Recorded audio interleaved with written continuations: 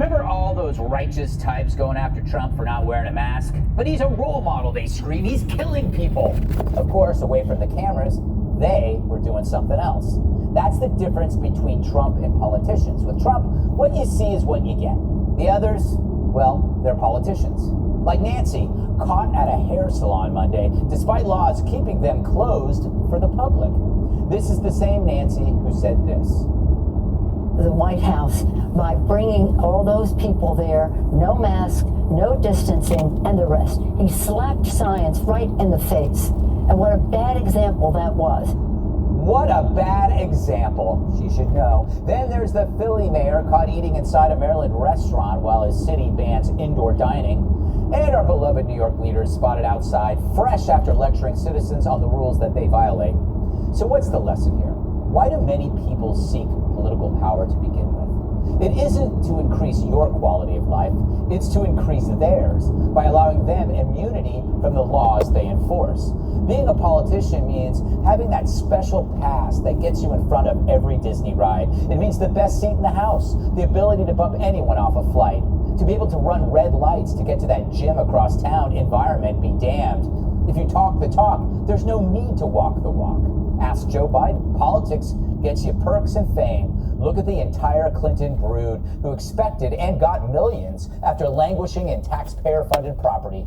And then there are the Obamas, Netflix-sponsored fat cats. So is Trump in this for the money or the perks? Well, he's got that already. So what's he in it for? Did the media ever ask that? No, they were too busy trying to score free tickets to Hamilton. All right, we just got tape of Nancy Pelosi responding to this, I guess you would call it Hairgate. and she, Hairgate. That sounds like a product we would sell about 2 a.m. Hairgates. Anyway, okay. Let's just roll the tape. I'll shut up. This salon owes me an apology for setting up. It was clearly a setup. I take responsibility for falling for a setup by a neighborhood salon that I've gone to for years. So, Dana, she's taking responsibility for being screwed over by the salon, which is kind of interesting. I want you to comment on that, but also... I have to clap for her. Yeah, it was pretty clever. Is it sexist, Dana? Is it sexist to criticize Nancy over this? Or is it sexist to believe she deserves exemption because of her sex and not criticize it? Very difficult question for you to answer. I'm just going to criticize it. Okay. Whether sexist or not. I have to say, I did not see this one coming. No. I did not see this excuse coming. That is absolutely shameless brilliance. Matt Whitlock, if you don't follow him on Twitter, you really got to follow him. He put her press conference just there to the sound of the Veep credits at the end, because it really is something that you might see from them. Unbelievable.